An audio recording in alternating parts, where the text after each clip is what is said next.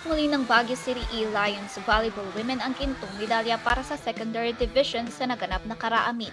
Ang naging kalaro nila sa championship battle ay ang Benguet Stingers.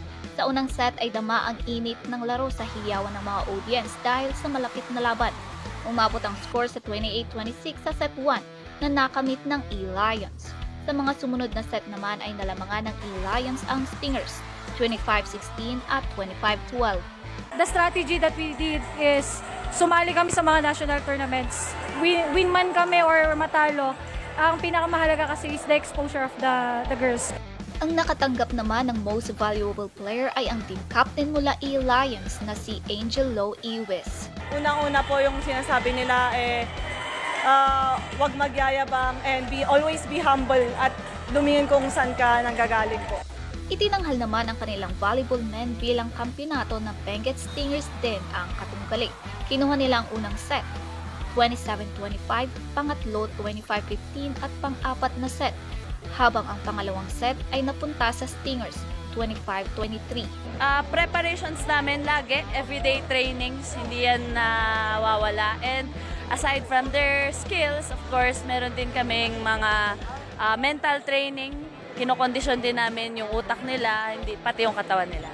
Ang MVP ng boys ay mula din sa E-Lions na si Renzo Gregorio. Binigyan po kami ng magandang laro ng Benguet. Hindi naman po, pero pinili pa rin po namin po manalo para po sa competition natin. Samantala, ibinahagi ng Benguet Stingers Volleyball Women Team Coach na ang championship battle ay isang achievement para sa dalawang teams ng Benguet Stingers. We are very proud na na-attain nila yung ganito.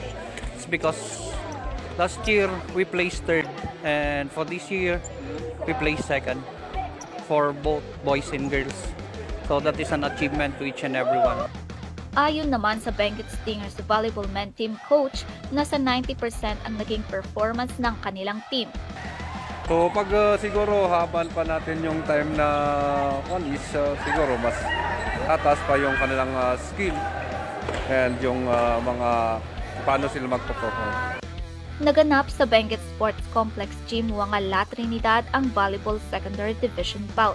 Sa susunod na palarong pambansa ay lakas at pagkakaisa ng Cordillera ang siya pa ding mananaig na irerepresenta ng Baguio E-Lions para sa Volleyball Women's and Men's Secondary Division.